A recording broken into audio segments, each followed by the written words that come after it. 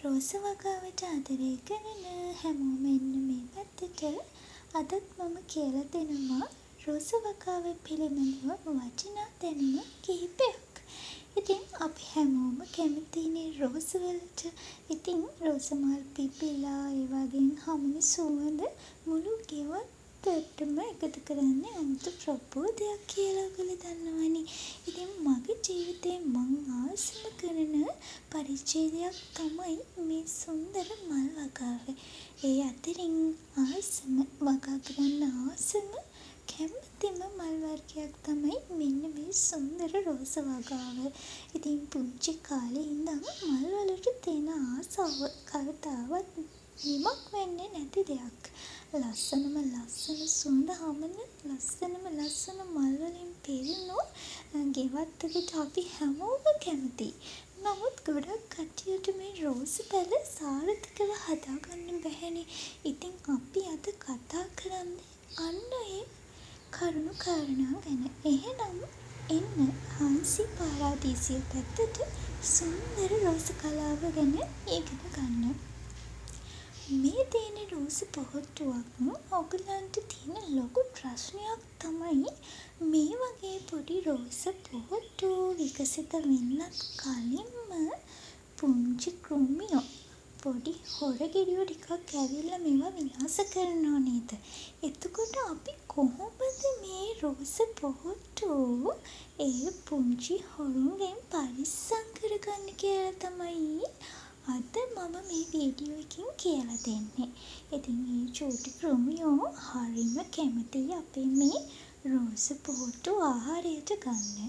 මේ වගේ රෝස ඒගොල්ලෝ අරගෙන ඒගොල්ලන්ගේ ජීවන චක්‍රය පවත්වාගෙන යනවා. ඉතින් අපි ඒගොල්ලන්ට කැමති චුට්ටක් දෙන ගමන් මේගොල්ලන්ගෙන් අපිට අපේ රෝස පැල ආරක්ෂා කරගෙන මෙන්න මේ වගේ ලස්සන රෝස මල් හදාගන්න අපි හැමෝම කැමතිනේ. එහෙනම් ඔයගලන්ට ඒ පිළිබඳව රාසක් කියලා දෙන්නද? ඔයගලන්ගේ මුළු තැන් ගෙදරම තියෙනවා මෙන්න මේ ප්‍රශ්නෙට විසඳුම. අරගන්න සුදු ලුණු බික් 2-3ක් අරගෙන ඒක තලලා වතුර භාජනයක චූටි වතුර කප් එකක දාලා තියලා ඒ නිස්සාරණය පැය 24ක් දාලා තිබ්බාම ඒක නිස්සාරණයක් කෘමි විකර්ෂකයක් බවට පත් වෙනවා. අපිට පුළුවන් මේ සුදු ලුණු නිස්සාරණය පොඩි ස්ප්‍රේ බෝතලයකට දාලා ඒකට වතුර ටිකක් කලවම් කරලා මේ සම්පූර්ණ රෝස පොහොට්ටුවට ඒ වගේම රෝස ශාකයටම ස්ප්‍රේ කරන්න. එතකොට මොකද දන්නවද වෙන්නේ? රෝස පැලවලට හානි කරන්න, රෝස පොහොට්ටුවලට හානි කරන්න මේ කෘමියෝ එන්නේ නැහැ. හැබැයි මේ කෘමි විකර්ෂක භාවිතා කරන්න ඕන වෙලාවක් තියෙනවා. හවස සාමාන්‍යයෙන් 3:30 වෙලාව අතර තමයි අපි මේ රෝස සඳහා මේ කෘමි විකර්ෂක ස්ප්‍රේ කරන්න ඕනි.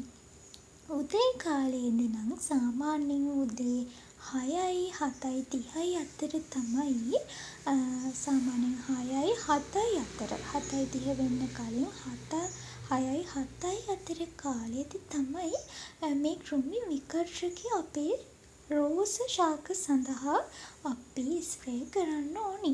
මොකද කෘමියෝ එන්න කලින් අපි මේ පැලවලට කෘමි විකර්ෂක ස්ප්‍රේ කරන්න ඕනේ.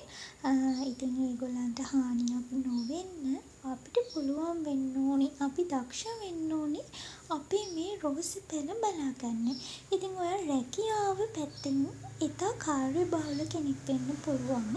ඔයාගේ ඇන්තෝරියන් පැල, රෝස පැල, විවිධ පැල වර්ග ඔයාට හදන්න වෙලාවක් නැති වෙන්න පුළුවන්. එහෙම නෙවෙයි. ඔයාට මේ පැල දිහා ඔයාගේ මනස සුවපත් කරන මේ සුන්දර මල් වගාව දිහා ඔයාට පුළුවන් විනාඩි 5ක් බලාගෙන ඉන්න. විනාඩි 2-3ක්.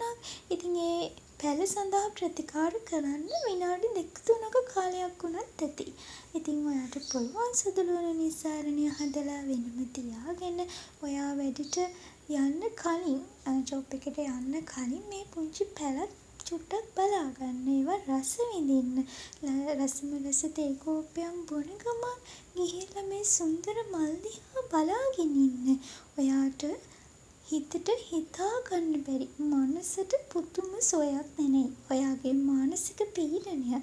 ඔයා ජොබ් එකත් එක්ක ගොඩක්ම කාර්යබහුල වෙන කෙනෙක් නම් ඔයාට ඇත්තටම මේ මල් වගාව කියන්නේ හොඳම හොඳ ඖෂධයක්.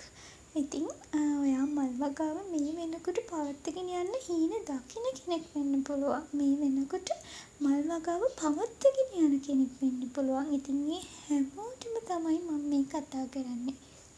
බලන්නකෝ මේ වගේ ලස්සනම රෝස මලක් දකින්නකොටත් අපේ හිතට ප්‍රබෝධයක් ඇති වෙනවනේ. එහෙනම් ඔයත් ආරම්භ කරන්න.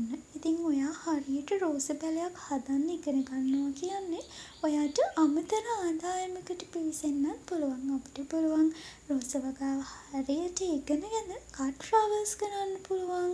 එතකොට රෝස පැල අපිට අලෙවි කරලා අපේ ආදායමකට ශක්තියක් වෙන්න අපේ ජීවන රටාවේ දැන් අපිට විවිධ ආර්ථික ප්‍රශ්න මිනිස්සුන්ට ඇති වෙනවා. ඉතින් ඔයා මේ කලාව ලස්සනට ඉගෙන ගත්තොත් ඔයාට පුළුවන් ඔයාගේ පුංචිම දෙයකට හරි යොදවන්න යම්කිසි මුදලක් ඔයාට හොයාගන්න. ඉතින් එහෙම රෝස වගාව ගැන ඉගෙන ගන්න කවුරු හරි කැමැතින් ඉන්නවා නම් හාන්සි පැරඩයිස් මාව WhatsApp මගින් සම්බන්ධ කරගන්න පුළුවන් අවස්ථාව ඔයාට තියෙනවා. ඉතින් සමස්ත රෝස වගාව ගැන මගේ YouTube channel එකෙනුත් මම කියලා දෙනවා. ඉදිරියටත් රෝස වගාව පිළිබඳව වටිනා දැනුමක් අවශ්‍ය නම් මාව subscribe කරලා මට like කරලා comment එකක් දාලා අනිවාර්යයෙන්ම bell icon එක click කරලා තියාගන්න. ඉතින් අපි ආයෙම වීඩියෝ එකට තව දෙයක් කියන්න ඕනේ. අපි දැන් රෝස වගාව පවත්වාගෙන යනකොට වැස්ස අධික කාල තියෙනවා. ඉතින් මේ වැස්ස අධික කාල දිගටම තිබිලා එකපාරටම පායන කාල එනවා.